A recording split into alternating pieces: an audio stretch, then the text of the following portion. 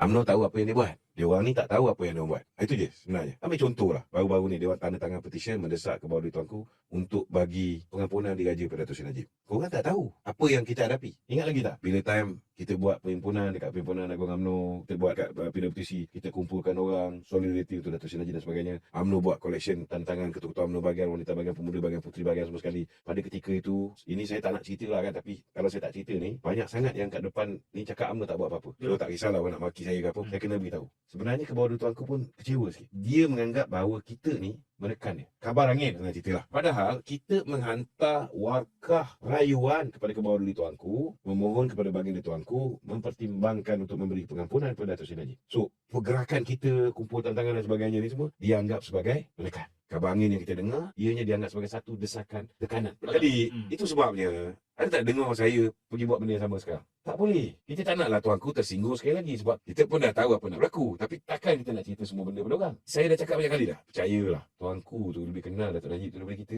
Dia orang ni daripada kecil sama-sama. Daripada kecil sama-sama. Dia lagi kenal hati budi Dato' Najib. Percaya. Saya yakin bahawa sebelum baginda berangkat. Saya punya keyakinan mungkin bulan 11 ni sebelum baginda bercuti. Biasa sebelum dia berangkat balik, dia akan bercuti dulu. Saya rasa insyaAllah bulan 11 ni. Cuma yelah, kita kena faham juga baginda tuanku ni pun. Mesti ada benda-benda yang dia nak supaya diselesaikan sebelum dia bagi pengampunan. Takkan dia bagi pengampunan, lepas tu sangkut lagi satu kes, dia kena bagi pengampunan lagi sekali. Sebab dalam Islam ni, lebih baik kita bebaskan 10 orang yang bersalah daripada kita penjarakan 1 orang yang tidak bersalah. Dan pendirian saya simple. Selagi keluarga Zeti yang menikmati 715 juta ringgit masih belum dihadapkan ke muka pengadilan. Selagi Nur Muhammad Yaakob yang menerima 85 juta ringgit daripada Jolo, dan orang ni lah Dato' Seri Najib arahkan supaya buat cabinet paper sama ada perlu diberikan pinjaman kepada SRC International menggunakan duit kuap ataupun tidak. Rupanya orang yang buat cabinet paper ni dapat 85 juta ringgit dan dia sehingga hari ni tidak didakwa di mahkamah. Orang macam Jolo, the main culprit yang menikmati 1.2 bilion US dollar sehingga hari ni tak didakwa di mahkamah. Orang macam Nick Faisal, orang macam Tim Lesnar, Roger Ng dan sebagainya yang menikmati. Tim Lesnar 75 juta US dollar, Roger Ng 35 juta US dollar. Orang ni semua tak kena. Malah orang yang mengugut Tim Lesnar, Rozana Rozhat, dulu CEO Astro, dia pun dapat rumah bernilai 10 juta US dollar. Pun tak kena, dia pulangkan balik je rumah tu. Boleh macam tu?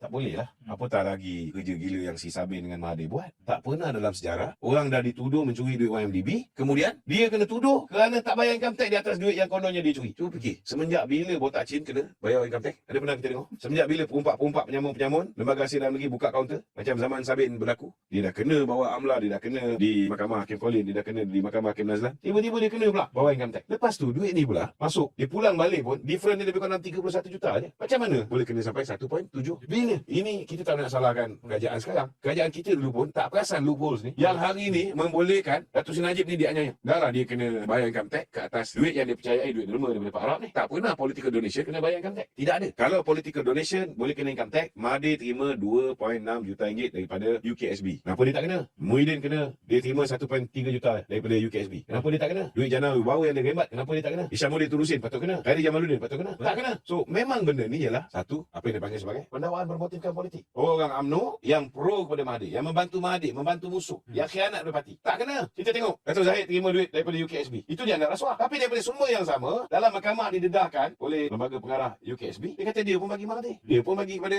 Muhyiddin dan yang lain. Kenapa dia orang tak kena seperti mana Dato' Zahid kena? Itu jelas menunjukkan bahawa ianya pendakwaan terpilih, pendakwaan bermotifkan politik. Terima dana politik tak salah. Sebab 2012 bila kita nak buat NKRI rasuah, hanya Datuk Seri Najib dan Timbalan Presiden UMNO ketika itu yang bersetuju untuk diwujudkan akta pendanaan politik. Maknanya kalau nak terima dana ni mesti declare daripada sumber mana. Parti lain tak setuju. So kenapa bila time kita jatuh tiba-tiba terima dana politik ni jadi satu kesalahan? Sedangkan tidak ada undang-undang yang mengatakan terima dana politik itu salah. Tak ada. Benda ni kita kena betulkan.